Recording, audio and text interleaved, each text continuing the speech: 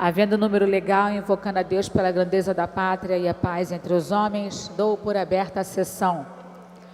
Convido o nobre vereador Rocal para proceder à leitura da ata da sessão anterior. Ata da 96ª sessão ordinária, em 7 de novembro de 2018. Presidência dos senhores vereadores Jorge Felipe, presidente, Tânia Bastos, primeiro vice-presidente, e professor Célio Luparelli, a convite. Às 14 horas, com a presença dos senhores vereadores Tiago Carribeiro, Wellington Dias, Leandro Lira, Tânia Bastos, Dr. Jorge Manaia, Ítalo Ciba, Paulo Pinheiro, Inaldo Silva, César Maia, Dr. Carlos Eduardo e Luiz Carlos Ramos Filho, 11. Assume a presidência a senhora vereadora Tânia Bastos, primeiro vice-presidente, e ocupa o lugar de secretário o senhor vereador Leandro Lira, a convite. A sessão é encerrada às 17h22. Aprovada a ata, passa-se ao grande expediente. O primeiro orador inscrito é o senhor vereador Leandro Lira, que dispõe de 10 minutos. Boa tarde, presidente. Boa tarde, senhoras e senhores vereadores, pessoas que aqui nos assistem, cidadãos que nos assistem de casa, na Rio TV Câmara. Presidente, eu venho aqui nessa tribuna para falar da aprovação, na noite de ontem, pelo Senado Federal, de um aumento de 16% para os ministros do Supremo Tribunal Federal. Aumento de 16% que faz com que o teto do funcionalismo público no país passe de 33 para 39 mil reais. E foi uma votação, presidente, daquele tipo que bota em regime de urgência, vota rápido para não ter reação, para não dar tempo da sociedade entender o que está acontecendo, não dá tempo de se manifestar, expressar o seu pensamento. Porque no momento em que o país passa por dificuldade financeira, o governo federal, para esse ano, está previsto um buraco nas contas públicas de 150 bilhões. 150 bilhões, 5 vezes o orçamento da cidade do Rio de Janeiro. 6 milhões de habitantes. Então a gente está falando aqui de 5 anos, é dinheiro suficiente para atender por um ano 30 milhões de pessoas. Esse é o tamanho do buraco nas contas do governo federal. A gente não está falando aqui de estados e municípios. Isso para não colocar na conta os juros. Colocou os juros da mais 300 aí nessa conta. Então, no momento em que o governo federal começa a tentar se recuperar, perspectivas do país começam a melhorar, vem o Senado Federal e faz o quê? Aumenta salário, aumenta os custos da máquina pública, reajusta.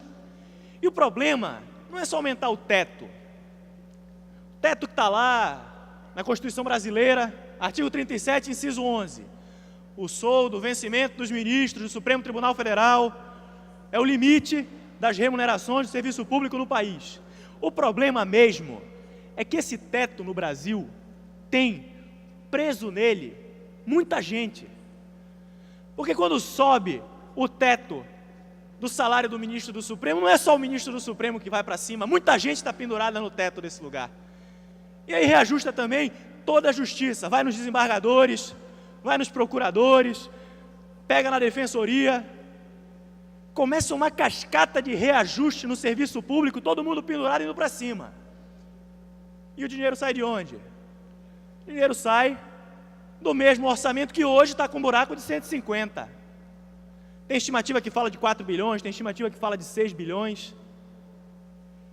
E a grande questão que se coloca é momento para se fazer isso no país? O presidente da República que foi eleito pediu ao Senado que não aprovasse a matéria, que desse mais um fôlego às contas públicas. Mas na lógica do Senado parece que quanto pior, melhor, né? Aquele negócio de que se está ruim, faz piorar e joga a culpa no terceiro. Depois lá na frente vai reclamar, mas não tem dinheiro, mas precisou atrasar a folha, faltou dinheiro para o custeio, não tem investimento no país. Começa agora, vem daqui de trás. Se a gente não prestar muita atenção nos efeitos que isso gera, parece que não vai ter problema. E como eu falei, começa na União, começa no governo federal, começa nos ministros do Supremo. O teto sobe, vem mais uma galera atrás. E dando margem para aumentar o teto, aumentando o teto, abre margem para aumentar os outros salários, mesmo os que não foram de primeira. Porque tem a galera que está atracada. Subiu o teto, ela sobe junto. Mas tem o pessoal que vai subir depois, que não subiu no primeiro momento, mas depois consegue reajustar. E aí no momento em que a gente precisa realmente rever prioridade. E aqui eu não estou falando das remunerações mais baixas do serviço público, não, a gente tem que ter clareza. A gente está falando de salário mensal de R$33 mil. A gente está falando de salário mensal que vai agora para R$40 mil num país pobre, num país que tem dificuldade hoje para manter os seus serviços públicos essenciais. A gente tem, por exemplo, museu e hospital aqui na cidade pegando fogo, dificuldade para manter um orçamento de pé. O pessoal fala, não, porque tem dinheiro, o orçamento vai dar 30, vai dar 30, vai dar 30, nunca deu 30. Não vai dar 30, todo mundo sabe que não vai bater 27 esse ano suando. E cada vez mais que a gente vai aumentando os gastos, sem olhar para frente, sem fazer conta, sem colocar na ponta do lápis, sem estabelecer prioridade, planejamento, meta, necessidade real da população, a gente depois confunde a causa. Aí ninguém entende. Ah, mas faltou dinheiro para manutenção, por quê? Ora, a despesa de pessoal não para de subir. E sobe, eu repito, não é repondo inflação de quem está na base. Não é a merendeira, não é o enfermeiro, não é mesmo o médico, o professor.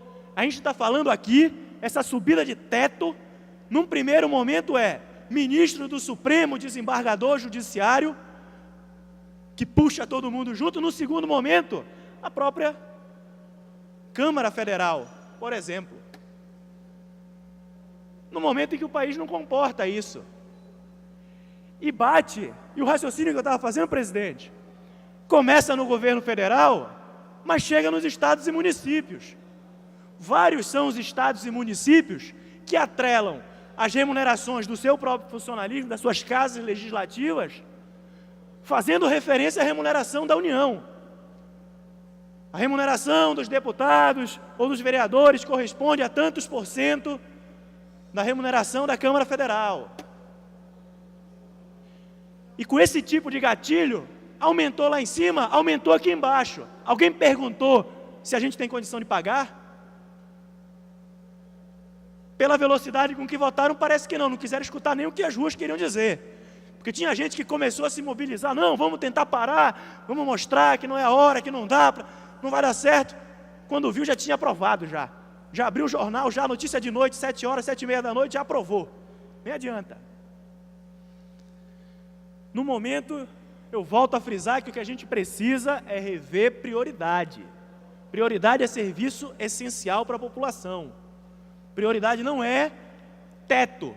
Prioridade não é aumentar salário de R$33 mil, no momento em que a gente tem um buraco de 150 bilhões, 5 anos de orçamento, da segunda maior cidade do país, na União, os estados falidos e os municípios indo na mesma direção, tendo que segurar nas costas um aumento de folha que vem de rebate lá de cima. Como é que pode isso? Inclusive os estados e municípios deviam estar dentro dessa discussão também, de maneira mais presente. Porque quem acaba tendo que sustentar a folha, Rio de Janeiro, por exemplo, está em regime de recuperação fiscal, com dificuldade para manter a sua folha. Até o ano passado, 1 ano e meio atrás, estava atrasando salário, estava atrasando 13º. Estava segurando como pode os reajustes, por quê? Não é que não quer dar o reajuste, que não tem como. Passou a caneta, vai ter que escolher, ou paga ou mantém o serviço operante. Se reajustar, vai faltar dinheiro na outra ponta. Não estamos num período fácil. Estamos num período de vacas magras no país. 33 para 39 mil. Mas é difícil até conceber esse senso de prioridade. País com uma infraestrutura péssima, país com níveis de atendimento de saúde deprimentes, educação brasileira estagnada, mas o que a gente precisa é fazer com que ministro do Supremo e teto do funcionalismo passe de 33 para 39. Isso é um salário que ninguém no país tem. E aqui pode pegar os maiores cargos que tem na iniciativa privada, tentar fazer um comparativo. Não tem nem 1% dos cargos da iniciativa privada do país chegam perto desse salário. De 33, quem quiser, a 39. Eu repito, com um efeito cascata imediato, todo mundo que está pendurado no teto, e com um efeito cascata retardado. Porque se aumenta o teto, aumentou a folga, dá para subir de mais gente. Depois. Difícil. Então, presidente, infelizmente a aprovação que foi feita ontem no Senado segue na contramão do que a gente precisava hoje, não só no governo federal. Meu ponto aqui é olhando para o município do Rio de Janeiro, olhando para o estado do Rio de Janeiro, olhando para as dificuldades que a gente está enfrentando, dificuldade financeira, dificuldade orçamentária, e claramente não cabe no bolso do brasileiro mais esse aumento, em uma hora que a gente precisava estar olhando em como manter aquilo que é atividade essencial: saúde, educação, segurança pública. Muito obrigado. O próximo orador inscrito é o nobre vereador Luiz Carlos Ramos Filho, que dispõe de 10 minutos.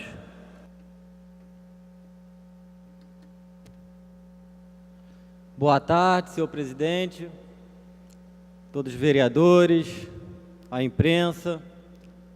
Olha, eu venho à tribuna hoje para relatar aos vereadores, a esta casa, que este ano eu tive um episódio na Fazenda Modelo, no dia 2 de janeiro precisamente, em que eu fui chamado pela proteção dos animais, pelas protetoras, e a antiga gestão da Subsecretaria de Bem-Estar Animal acionou a Guarda Municipal, e um dos guardas municipais,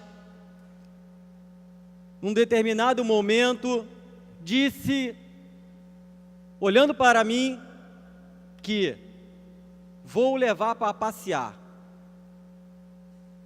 Alguns vereadores, alguns colegas aqui viram esse vídeo. Eu não coloquei nas redes sociais esse vídeo. Tive um embate com este guarda municipal. Este guarda municipal não sabia que eu era o vereador representante no local.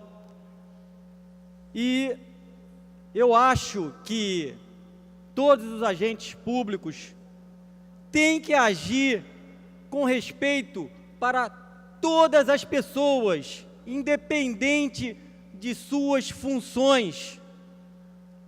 Eu estou falando isso hoje porque eu fiquei indignado, e ontem eu estava em conversa com o nobre colega vereador Jones Moura, se nós armamos ou não armamos a Guarda Municipal. E eu estava escutando as suas ponderações, ouvindo, e muitas das ponderações do nobre colega Jones Moura, eu concordei e concordo com seus pontos de vista. Eu me coloco numa posição de indeciso ainda sobre esse tema, mas ontem, em Copacabana, mostrou a prova, no meu ponto de vista, que a Guarda Municipal não está preparada para ser armada. Ontem, uma pessoa foi covardemente agredida por um guarda municipal. E eu quero deixar claro aqui a todos que não pode um guarda municipal manchar toda uma instituição, como foi esse guarda municipal que agrediu este cidadão em Copacabana. Foi registrada ocorrência na delegacia. Eu vou encaminhar o ofício à comandante da Guarda Municipal, Tatiane, para cobrar as devidas providências quanto à atitude deste guarda municipal. Eu não tenho vídeo ainda para colocar, para passar para vocês aqui na Câmara Municipal desta agressão em Copacabana e do episódio comigo no dia 2 de janeiro, na Fazenda Modelo, onde o guarda municipal soltou uma frase que vai levar para passear. A gente conhece esse termo na rua, levar para passear, a gente conhece esse termo na rua. E eu, como vereador, fiquei indignado, porque eu me coloquei no lugar daquelas pessoas mais simples da cidade, que sofrem esse abuso de autoridade. Abuso de autoridade de policial, abuso de autoridade de guarda municipal, abuso de autoridade de vereador, abuso de autoridade de deputado, abuso de autoridade de juiz. Tem que ter limite para o agente público. Por isso eu mostro a total indignação com relação à conduta deste guarda municipal, que covardemente, eu peço aos nobres vereadores que possam assistir o vídeo. Ali fica claro que o guarda municipal não está preparado para esse tipo de abordagem. Eu fico pensando se ele tivesse uma arma ali naquele momento. Então eu quero deixar claro aqui também que esta conduta deste guarda municipal não reflete a conduta da instituição guarda municipal. Eu conheço vários guardas municipais, eu tenho total respeito aos guardas municipais, mas não pode manchar a imagem da instituição. Por isso mesmo, a comandante Tatiana tem que ser enérgica, sim, na punição e averiguar o porquê que esse guarda tomou tal atitude contra uma pessoa que não esboçava nenhuma reação. Essa pessoa não estava agredindo o guarda municipal. Por que ele covardemente fez isso? Então fica meu questionamento, senhor presidente, o questionamento aqui a todos os vereadores, à imprensa, para saber o porquê que esse guarda municipal agiu dessa forma. E como que a comandante da Guarda Municipal irá conduzir esse processo de investigação administrativa contra este guarda, para que isso não se repita mais. Assim como aconteceu comigo, acontece cotidianamente com um cidadão da cidade do Rio de Janeiro. E isso a gente não pode aceitar como representante da população, sobretudo daquelas pessoas mais simples dessa cidade. Muito obrigado, senhor presidente. O próximo orador inscrito é o nobre vereador César Maia, que dispõe de 10 minutos.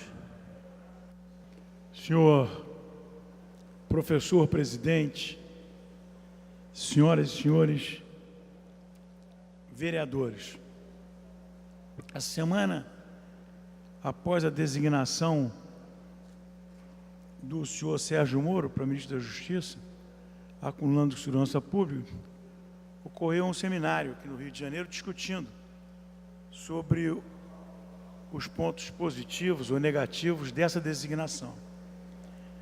E nessa mesa de discussão estava presente o professor Lucas Mafaldo, filósofo e pesquisador no Canadá. E a transcrição desse pronunciamento dele, eu vou ler agora. É curta, senhor presidente. Uma coisa importante sobre essa nomeação de Moro é que ela revela uma qualidade enorme do próprio Bolsonaro, que está passando desapercebida. César Maia alertou para o risco de indicar alguém que você não possa demitir.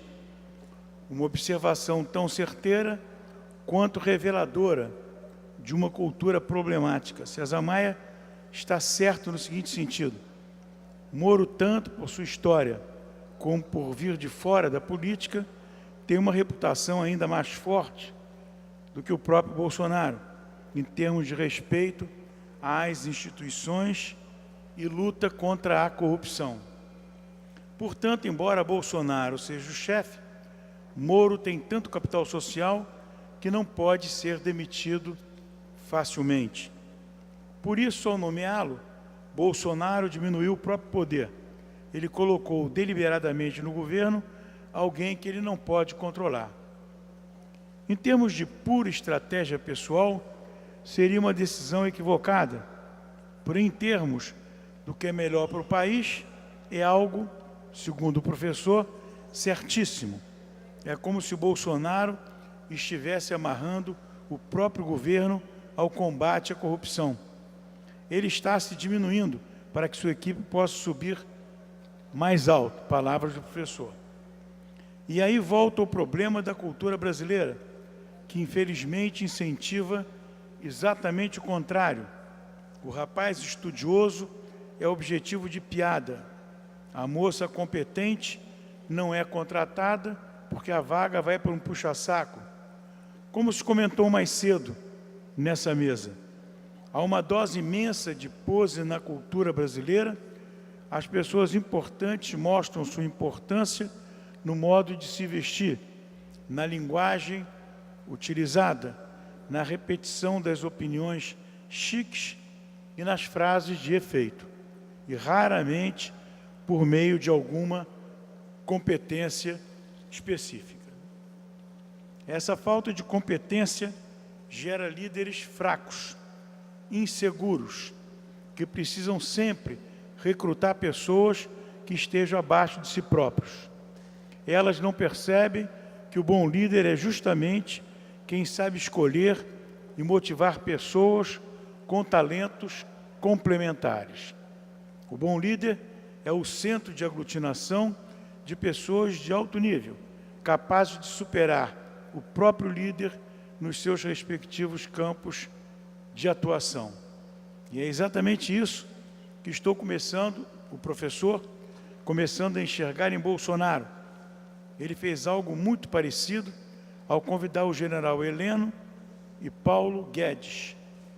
O primeiro tem muito mais experiência militar e administrativa do que ele, enquanto o segundo tem muito mais conhecimento de economia. Em vez de ficar intimidado, ele adicionou outro peso pesado à sua equipe. Um cara com uma excelente reputação e ampla experiência no combate à corrupção. Se esse padrão continuar, o país irá recuperar muito do terreno que foi perdido nos últimos anos. Encerra o professor. Era isso, muito obrigado. A oradora inscrita é a senhora vereadora Tânia Bastos, que dispõe de 10 minutos. Boa tarde, senhor presidente, senhoras e senhores vereadores. Eu subo esta tribuna aqui para registrar nos anais desta casa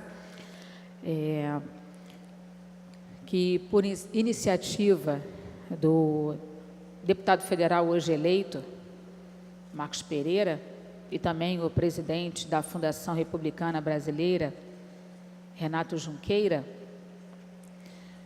o partido estará, pela primeira vez, administrando uma faculdade. Essa faculdade foi credenciada pelo MEC e a instituição receberá o nome de Republicana. E nós temos aí uma previsão para iniciar os trabalhos para já em 2019. A iniciativa, inicialmente o objetivo é oferecer cursos de graduação na área de ciências políticas, pós-graduação em gestão pública, direito eleitoral e política contemporânea. As aulas de graduação, senhor presidente, serão diárias e também presenciais. e a de pós-graduação serão apenas quinzenais. Inicialmente, as aulas acontecerão somente em Brasília, mas a ideia é que futuramente sejam oferecidos cursos de ensino à distância e que o projeto se estenda para também outros estados. Bom, com esta iniciativa, o PRB mostra o quanto se preocupa não só com o crescimento dos seus filiados, mas de todos que desejam ampliar seus conhecimentos profissionais. Esta faculdade atenderá o público geral independente de ideologia partidária e será integrada aos programas do FIES e ProUni. E aqui, senhor presidente, registro e parabenizo também a iniciativa do presidente Marcos Pereira e o presidente da Fundação Republicana, Renato Junqueira, porque será um grande avanço e hoje o PRB é o primeiro partido a ter o credenciamento junto ao Ministério de Educação. Eu gostaria muito de registrar e, na íntegra, solicitar que a mesa, então, publique esse discurso e sinto-me honrada de fazer parte do PRB. Senhor presidente, aproveitando rapidamente alguns minutinhos que me restam, neste momento está acontecendo uma audiência, né, da Comissão de Orçamento e Fiscalização, junto com a vereadora Rosa. Temos presente hoje o vereador, ou melhor, desculpa, o secretário. O secretário, sim, foi empossado como vereador, posteriormente como secretário, Paulo Messina, e a secretária Bia Bush também está presente lá na sala de reuniões da presidência. Para a gente é muito importante elucidar todas as informações, porque às vezes, no calor, né, das emoções, como aconteceu recentemente aqui, naquela audiência no plenário, onde diversos vereadores vieram aqui para falar. Eu entendo que os vereadores precisam falar, eu entendo que há uma necessidade enorme também, até porque o público é propício, mas muito mais do que isso é tentarmos ouvir a população. A vereadora Rosa, ela presidiu de uma forma muito elegante, no sentido de tratar as pessoas, né, com bastante atenção, com bastante carinho, permitiu com que todas as pessoas que estavam inscritas viessem a essa tribuna para falar, mas é bom lembrar que também temos algumas comissões que precisam fazer as suas audiências públicas, porque ocorre que os vereadores tomam 15, 20 minutos, né, de tempo e, infelizmente, a população que está querendo aqui colocar para fora, né, desabafar, acabam tendo o tempo mínimo. E isso decorre porque algumas comissões, infelizmente, acabam não tendo, ou melhor, não fazendo, né, a sua obrigação, que é, vereador Leonel Brizola, as audiências públicas. Então, mais uma vez, parabenizo a vereadora Rosa Fernandes por presidir naquele momento uma plateia tão, não só um pouco nervosa, óbvios, né, e preocupados com toda a situação, porque o remanejamento vai acontecer, lembrando que isso poderia ter acontecido. Eu vi aqui vereadores, por que não fizeram em 2017? Ora, o prefeito tentou o máximo, segurou o máximo, né, fez de tudo, inclusive com o apoio desta casa, aumentar um pouco mais a receita, né, para que não houvessem esses remanejamentos. Mas, infelizmente, chegou um dado momento em que não conseguiu, né, e, infelizmente, a gente sabe que é uma medida impopular, mas é necessária. É necessária.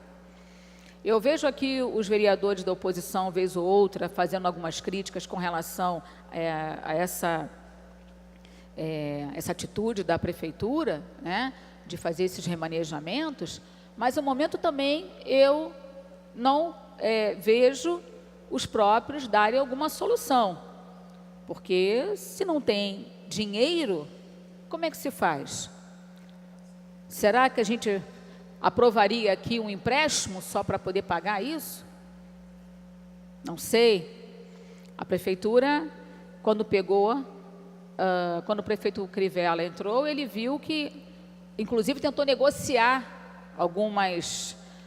Infelizmente, esta casa até contribuiu, mas eu lembro que na última votação que houve de um empréstimo, eu não quis votar, porque eu sabia que já estávamos com um nível alto, né, de empréstimo nessa casa, e ele tentou ao máximo negociar essa dívida, e algumas vezes teve êxito, outras não, mas enfim, o remanejamento vai acontecer. Agora, eu fico também preocupada com relação a algumas coisas que estão acontecendo com relação às OSs.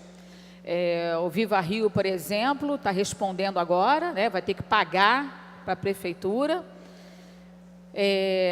Eu lembro também, com relação ao Viva Rio, que o hospital Raul Gazola estará sendo, a Viva Rio vai parar, né, de ir prestar os serviços para esse hospital. Nós temos também o Viva Comunidade, quer dizer, é Viva de tudo, né? Viva Rio, é Viva Comunidade, a festa das OS está muito boa. Essa festa está maravilhosa, porque o negócio é tão bom que basicamente o mesmo grupo tem duas instituições, né, que prestam serviços para a prefeitura. É preocupante. E aí agora a secretária Bia Bush está cortando mesmo, né, os laços e exigindo que Viva Rio venha se pronunciar e venha responder pela má administração. Que isso seja feito também com as outras OSs, o IABAS, né, e por aí vai. Temos que dar transparência, precisamos mostrar para a sociedade o que eles têm feito com o dinheiro público. Não resta dúvida que, a partir do momento que a secretaria toma essa medida, é porque já chegou ao extremo, né? Já chegaram na última instância. Agora é tomar realmente as medidas cabíveis. E é o que a secretária tem feito com relação a essas organizações sociais. Lembro-me que, por diversas vezes, em 2017, várias clínicas da família pararam por falta de pagamento. Mas, infelizmente, no decorrer desse período, nós vimos o quanto a prefeitura tentou o máximo ajustar as contas para que não houvesse esse remanejamento. E hoje estamos tratando desse assunto, mas eu tenho certeza que a prefeitura está agindo com muita responsabilidade. Muita responsabilidade. Recentemente eu vi um vídeo do prefeito lá na Cidade de Deus, comunicando a instalação de uma nova clínica da família, né, e que nós possamos aqui contribuir e solicitar para que a prefeitura venha, nesse remanejamento, pegar alguns, né, profissionais dessa área e colocar nessas clínicas que estarão sendo inauguradas provavelmente em 2019. Ok? Muito obrigada, senhor presidente. O próximo orador inscrito é o nobre vereador Leonel Brizola, que dispõe de 10 minutos. Senhor presidente, senhoras e senhores, no Brasil atual, as ações mais revolucionárias que podemos ter são conhecer e divulgar a nossa história. Vivemos num misto de perplexidade e incredulidade. Os direitos dos trabalhadores estão na alça de mira do novo governo, que nem iniciou, não tomou posse ainda e já anunciou uma medida draconiana, que é a extinção do Ministério do Trabalho. Falo isso porque no dia 26 de novembro, agora, fará 88 anos que Getúlio Vargas assinou o decreto da criação do Ministério do Trabalho. Ministério este que foi o primeiro órgão criado no governo revolucionário que assumiu em 1930. E o nosso primeiro ministro do Trabalho, vereador César Maia, foi o Lindolfo Collor, primeiro ministro do Trabalho. E lembro da admiração do meu avô, Leonel Brizola, pelo avô do Collor. Inclusive dando o nome do CIEP do Rio das Pedras, CIEP Lindolfo Collor. Inclusive trabalhei como assistente de professor naquele colégio. E que tenho muitas recordações muito bonitas. O ministro Lindolfo Collor contou com a colaboração valiosa de homens ligados ao sindicato, como Joaquim Pimenta e Evaristo de Moraes Filho, e o empresário Jorge Street para a organização do Ministério. E eu queria abrir um parênteses para falar do empresário chamado Jorge Street. Jorge Street foi um empresário da indústria têxtil no início do século XX. Publicou artigos em defesa da indústria nacional e do protecionismo alfandegário. Adotou inúmeras medidas de assistência social em suas fábricas. Veja só, vereador César Maia. Tais como melhoria de condição de higiene de seus estabelecimentos, criação de creche, construiu escolas e casas para os trabalhadores de suas fábricas, fez ambulatório, praça de lazer e em 1917 defendeu o direito de greve. Nós estamos falando de um empresário brasileiro. E o direito de licença maternidade para as mulheres. Era o nosso San Simon brasileiro, vereador César Maia. Isso aqui é a comprovação que o empresariado, ele tem sim, mesmo mantendo essas garantias sociais, tem a sua taxa de lucro. O Jorge Street tinha indústria no Rio de Janeiro e em Minas Gerais. Era um dos maiores industriais da nossa época.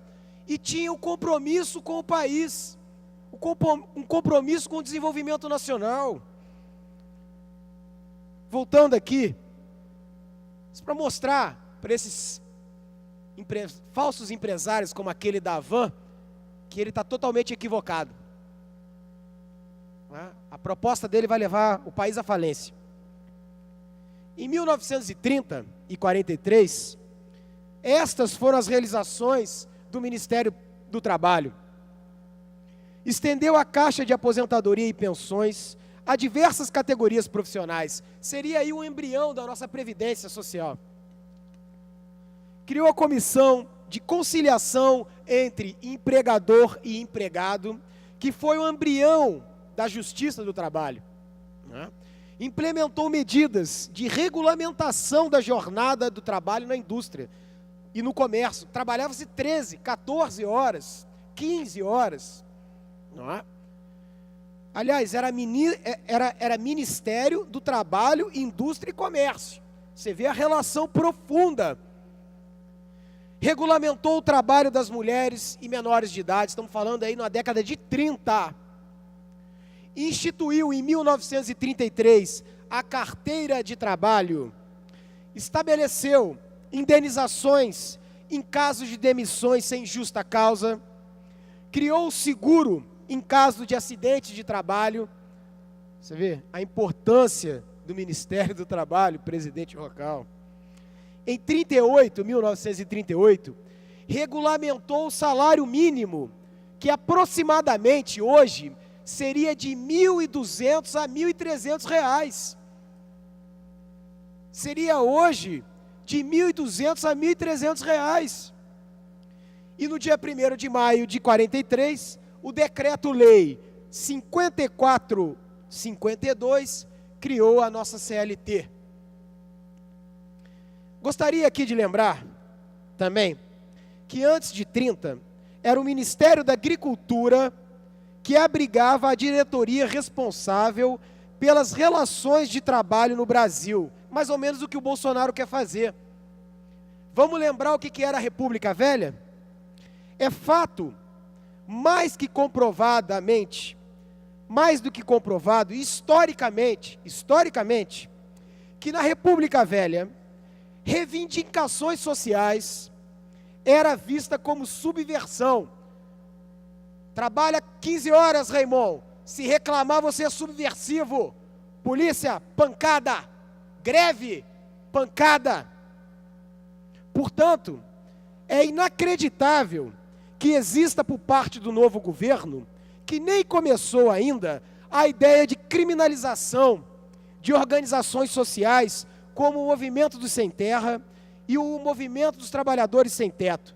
Senhoras e senhores, estamos voltando ao ambiente social e político e econômico da Primeira República, da República Velha, onde as questões sociais eram caso de polícia tratado com pancadas. E isso vai representar com o fim do Ministério do Trabalho.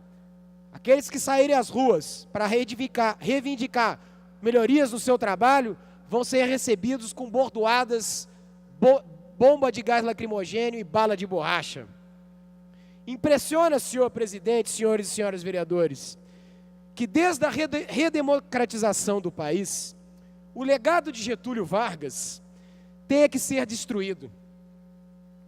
Paradoxalmente, o neto do Lindolfo Collor, o Fernando Collor de Mello, que não conhecia nada da história do avô, iniciou o desmonte do trabalhismo no nosso país.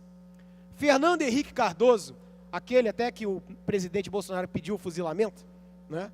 No seu discurso de posse, disse textualmente,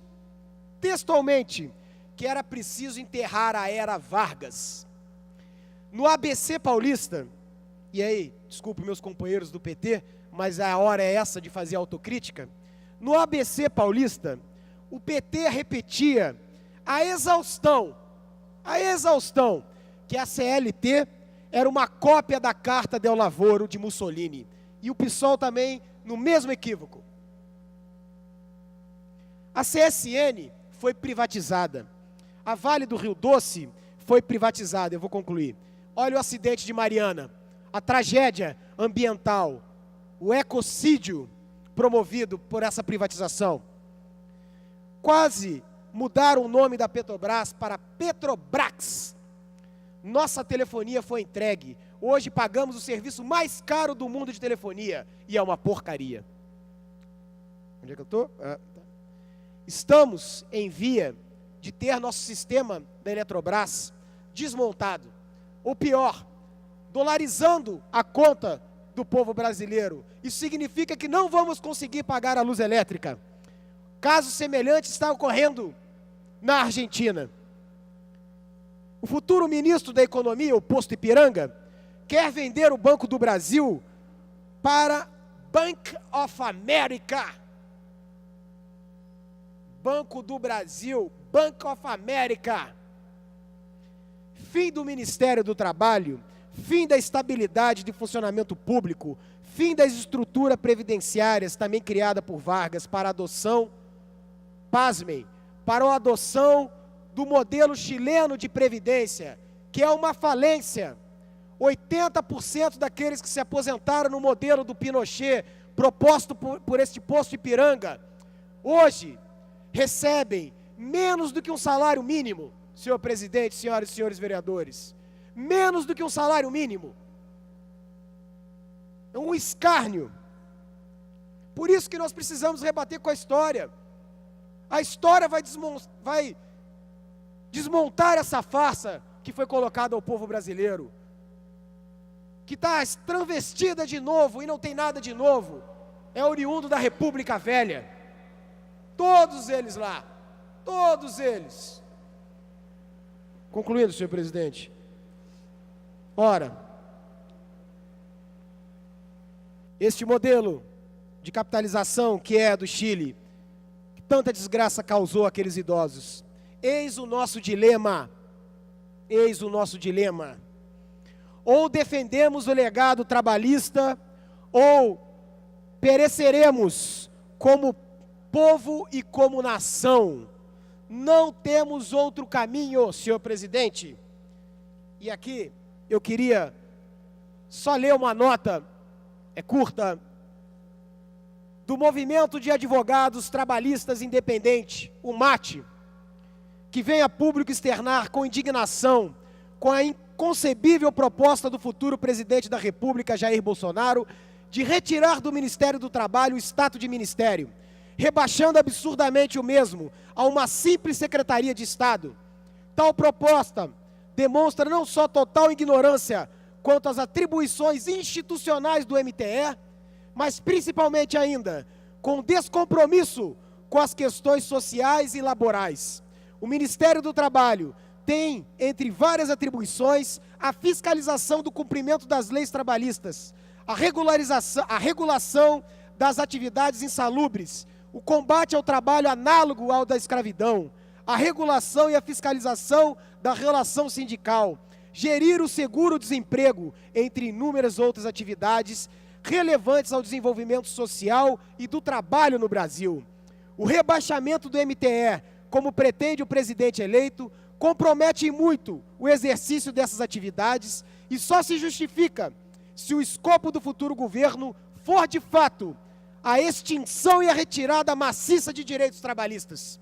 O MAT pautou parte de sua atuação pela moralização e valorização do MTE, tendo sido, inclusive, o idealizador e autor da ação judicial que impediram a posse da senhora Cristiane Brasil, devedora de direitos trabalhistas, de débito trabalhistas, e que havia sido nomeado para o Ministério do Trabalho.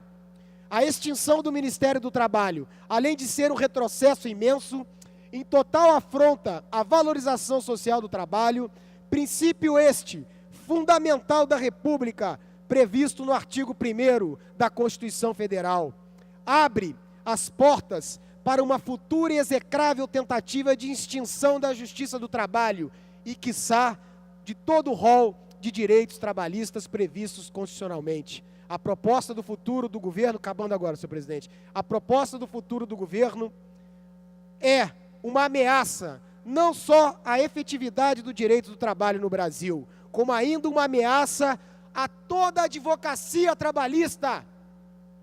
Nós seremos ainda mais resistência. MAT, Movimento dos Advogados Trabalhistas Independentes, na qual eu peço que publique a nota na íntegra no DCM desta egrégia casa. Meu muito obrigado, senhor presidente.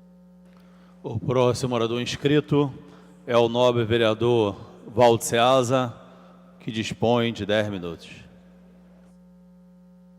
Boa tarde, senhor presidente, senhores vereadores. Presidente, o senhor é mais sabedor que quando eu assumi a região administrativa ali de Irajá, superintendência, existia muitas coisas ali de benfeitoria, muito trabalho sério. Mas existia também coisas, senhor presidente, que não é de acordo com a lei orgânica do município. Uma delas, senhor presidente, era a cobrança no setor público. Dizer para vocês que as crianças, os jovens, ao praticar o futebol na área que era da prefeitura, a área pública, era cobrada uma taxa, indevidamente. O jovem de 15, 16, 17 anos, às vezes eles têm R$20 no bolso, ou ele faz um lanche, ou ele faz aquela inteirazinha para pagar os campos de futebol. E o que estava acontecendo? Chegava 10, 11 horas da manhã no dia domingo, os campos tudo vazio, porque o jovem não tinha aquela quantia para pagar campo. Quando eu assumi aquela região administrativa, eu comecei a colocar a proibição nos campos de futebol. Eu não aceito, na minha região, onde eu sou responsável, a cobrança indevidamente da lei. E hoje, senhor presidente, eu fiquei surpreso, porque aonde estava acontecendo a proibição, estava entrando um pessoal com requerimento de adoção de praça. O que está me acontecendo?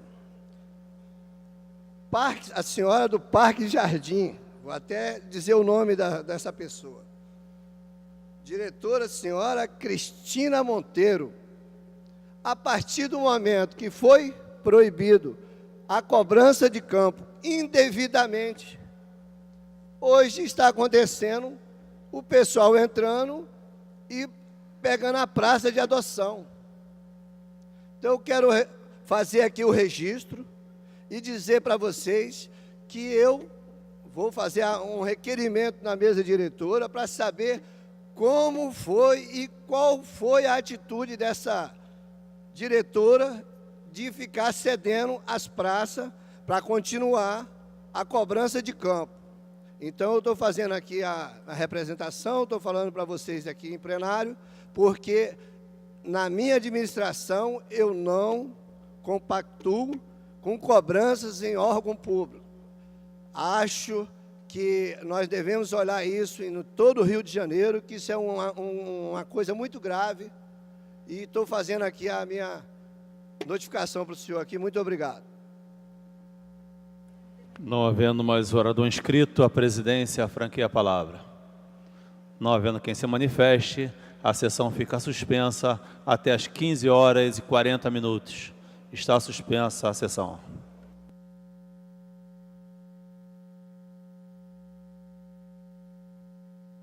Terminada a primeira parte do grande expediente, passa-se a segunda parte. Não havendo orador inscrito, a palavra fica franqueada. Não havendo quem se manifeste, a sessão fica suspensa até às 16h. Está suspensa a sessão.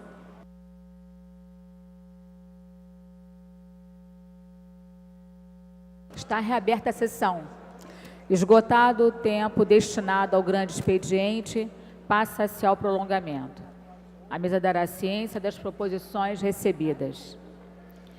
Requerimento número 49, do vereador Otônio de Paula, que requer a mesa diretora, na forma regimental, a retirada da ordem do dia, o PL número 536, de 2017. Os senhores vereadores que aprovam, permaneçam como estão. Aprovado.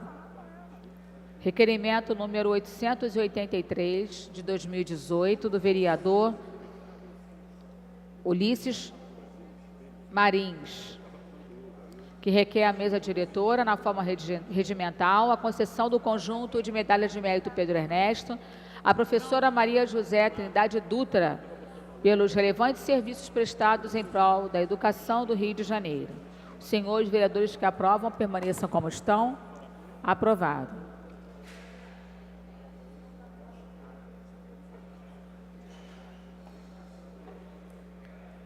Requerimento número 884, de 2018, do vereador Chiquinho Brazão, que requer à mesa diretora o conjunto de medalhas do mérito Pedro Ernesto ao major da PM do Rio de Janeiro, Fábio Vilela de Pinho, pelos relevantes serviços prestados em prol da sociedade civil carioca. Os senhores vereadores que aprovam, permaneçam como estão.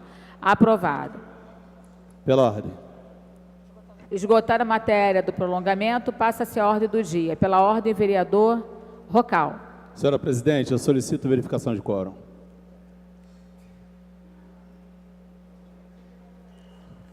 Solicitada pelo vereador Rocal. Verificação de quórum.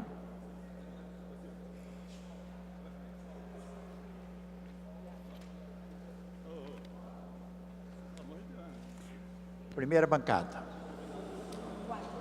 1, 2, 3, 4. Segunda bancada, 1. Terceira bancada, 1. Quarta bancada, 2. Mais 1. Mesa, 1. 9 senhores vereadores.